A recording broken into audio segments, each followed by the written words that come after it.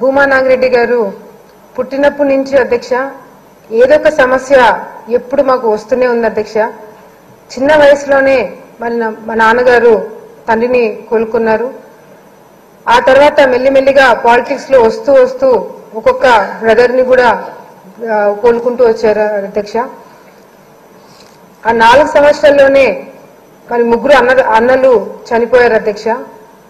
ఆ సందర్భంలో మా కుటుంబ సభ్యులు వేరే వాళ్ళు వచ్చి ఆస్తి పంచేయండి అని చెప్పి అన్నప్పుడు, ఆస్తి కావాలంటే మీరు తీసుకోండి, మా అన్న పిల్లల్ని నాకు ఇచ్చేయండి, నేను పెంచుకుంటానని చెప్పి ఆ రోజు మా నాన్నగారు అనడం జరిగింది అధ్యక్ష.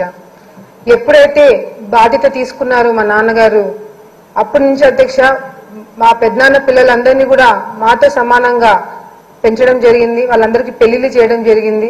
ఇప్పుడు కూడా ఎటువంటి చిన్న సమస్య వచ్చినా కూడా అందరూ వచ్చి ఇంట్లో ఉంటారు అధ్యక్ష. ఈరోజు శోభా నాగిరెడ్డి గారు చనిపోయిన తర్వాత కూడా నేను మొదటిసారి అసెంబ్లీకి వచ్చినప్పుడు నాకు భయం అనేది అనిపించలేదు అధ్యక్ష. మా నాన్న ఉన్నాడని ఒక ధైర్యం ఉన్నింది. ఆయన చేయి పెట్టుకొని నేను మొదటిసారి అసెంబ్లీకి వచ్చినప్పుడు కూడా నా చేయి పెట్టుకొని అందరి దగ్గరికి తీసుకొని వెళ్ళి ప్రతి ఒక్కరిని పరిచయం చేసి మరి అందరికి కూడా దగ్గర చేయడం జరిగింది అధ్యక్ష. మరి ఇలాంటి రోజు ఒకటి వస్తుందని నన్ను ముందే ఊహించి నన్ను అందరికీ దగ్గర చేశారని అనుకుంటున్నా అధ్యక్ష. మా అబ్బ చనిపోయినప్పుడు ధైర్యంగా ఉన్నాడు అధ్యక్ష. అప్పుడు ఫ్యాక్షన్ జరుగుతుంది, చాలా గొడవలు ఉన్నాయి. మా ఇవాళ అన్నలు చనిపోయినప్పుడు కూడా ధైర్యంగా నిల్చున్నాడు అధ్యక్ష. శోభా నాగిరెడ్డి గారితో మ్యారేజ్ అయిన తర్వాత మా అమ్మ నాన్న ఇద్దరు కలిసి ఈరోజు ఇంత స్థాయికి మా కుటుంబంని ఎన్ని కష్టాలున్నా కూడా తీసుకురావడం జరిగింది అధ్యక్ష. ఎప్పుడైతే మరి మా అమ్మ చనిపోయినారో అప్పటి నుంచి మా నాన్న కోలుకోలేకపోయారు అధ్యక్ష.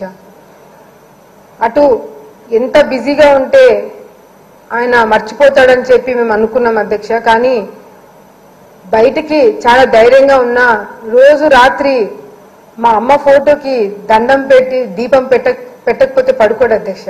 దాంతో మెల్లిమెల్లిగా హెల్త్ కూడా పాడవుతూ వచ్చింది అధ్యక్ష. లాస్ట్ 1 వీక్ కూడా మరి నాన్న హాస్పిటల్లోనే ఉన్నారు అధ్యక్ష. మరి హాస్పిటల్ ఉన్నప్పుడు కూడా ఎమ్మెల్సీ ఎలక్షన్స్ గురించి ఆయన ఆలోచన చేయడం జరిగింది. ఎంత చెప్పినా కూడా వినలేదు అధ్యక్ష.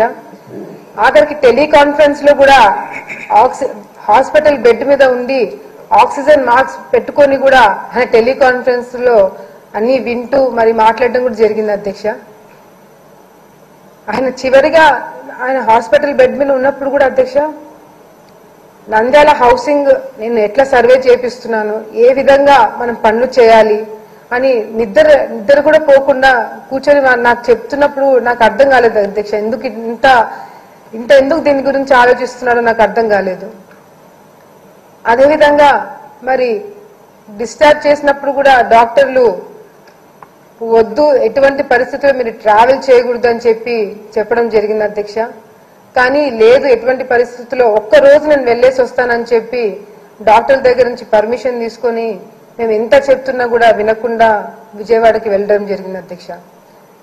ఆయన చివరి కోరిక మరి ముఖ్యమంత్రి గారికి తెలియజేయాలని వెళ్ళినట్టుగా అనిపించింది అధ్యక్ష. నాకు కౌన్సిలర్స్ అందరికి కూడా భరోసా ఉంటుందని చెప్పి వాళ్ళందరినీ కూడా తీసుకొని వెళ్ళి ముఖ్యమంత్రి గారిని కల్పించారు అధ్యక్ష. నిజంగాంటే అంత కమిట్మెంట్, అంత ప్రజల గురించి ఆలోచించే వ్యక్తి నాకు తండ్రి అన్నందుకు నేను చాలా గర్వపడుతున్నా అధ్యక్ష. ఈరోజు సభలో ఇంతమంది పెద్దలు నా తల్లిదండ్రుల గురించి ఇంత గొప్పగా చెప్తుంటే నా మీద బాధ్యత ఇంకా ఎక్కువ పెరిగింది అధ్యక్ష. కానీ నేను ఈరోజు చాలా గట్టి నిర్ణయం తీసుకొని ఇక్కడికి రావడం జరిగింది అధ్యక్ష. నేను అసెంబ్లీకి నన్ను రమ్మని చెప్పి కూడా ఎవరు అడగలేదు అధ్యక్ష.